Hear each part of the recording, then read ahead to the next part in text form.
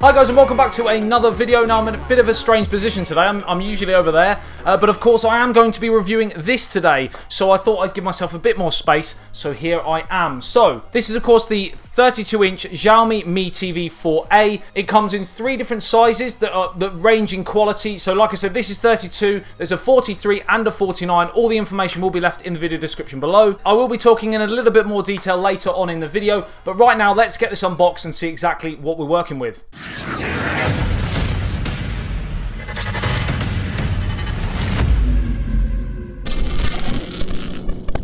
Remember to subscribe to the channel and hit that little notification bell if you're new and want to be notified every time I post a new video. Also, if you are interested in any of the best and latest deals on devices, whether that be smartphones, Android boxes, tablets, laptops and PCs, etc., and also some great deals on some of the best VPNs, please check out the video description below. All the information will be left there. So while we have a quick clip of the short unboxing, I'm just going to talk you through a little bit more detail about some of the specs. Now, first of all, like I said, this is a series of TVs by Xiaomi and they range in quality. They are all smart TVs that run Android OS, but they have a UI layer over the top which is called patchwall, in a similar way that they do with their smartphones where they run Mi UI, for example. So in terms of those main features, these TVs have Dolby and DTS audio. We're looking at a 1366 by 768 pixel resolution, so it is the lowest resolution of the three. The 43-inch version is 1080 and the 49-inch version comes in 4K. Like I said, all three will be listed below. I believe as well that they have manufactured one in the 60 or 70-inch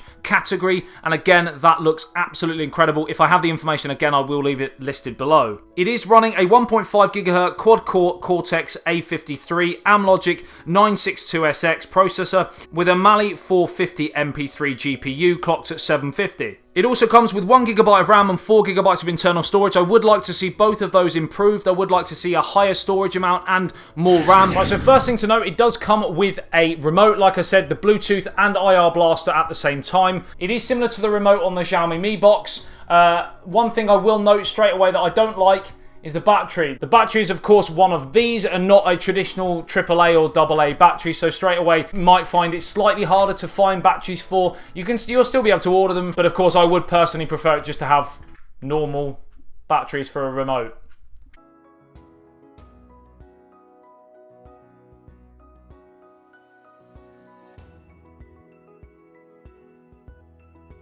But once we get through that, we plug it in and then we turn it on and it will load up with the Mi logo right here in the middle, as you can see. And you'll get this screen right here and it'll start loading across here, and this is basically loading up the Android TV. So we'll just skip through this so you can see it happening, but obviously you don't want to be waiting around. You haven't got all day. Let's go.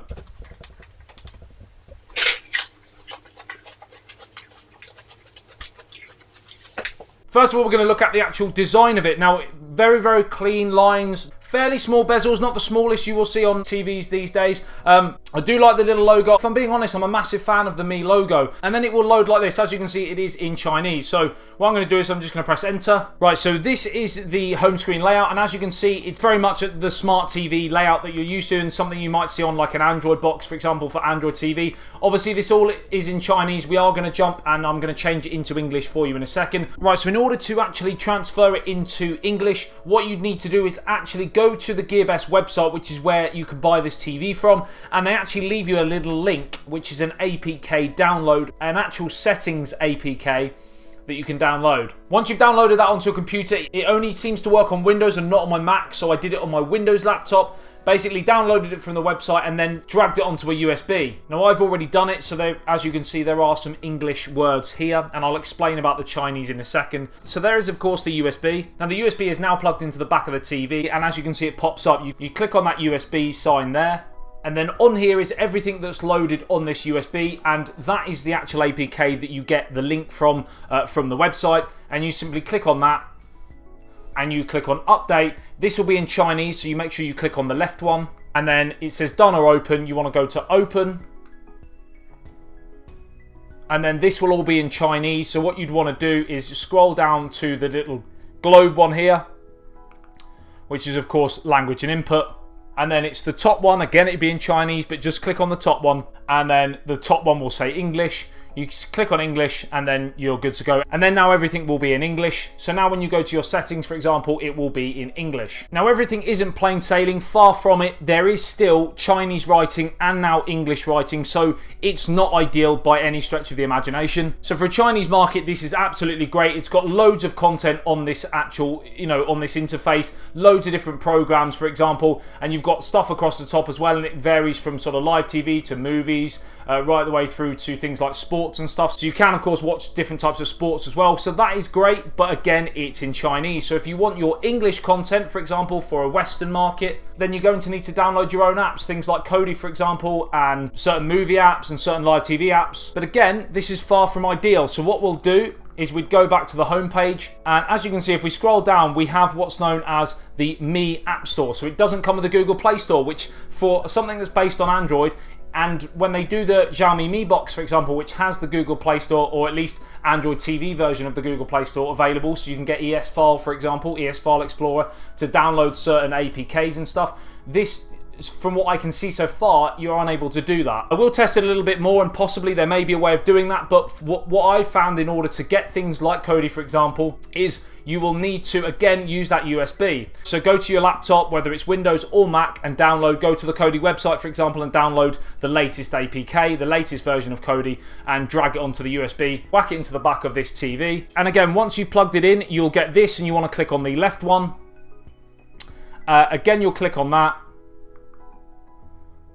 And as you can see there, Kodi APK 17.5.1 is on here, and then you simply click on it. You click on it, and then it will say install where it says update there, and then again it will then be on your system. This is where it will be on your system. So on your home section, which is the third one along, you go down and you go across to this section here, which has got all of your apps, and then you'd scroll across and down, and as you can see, these are then loaded onto here. So you've got Kodi there, you'd simply click on it and it would then load up on your TV. Now it is sometimes a bit glitchy, and it's not the best by any shape of the imagination. There are, like I said, probably other ways of doing it, but that is a way.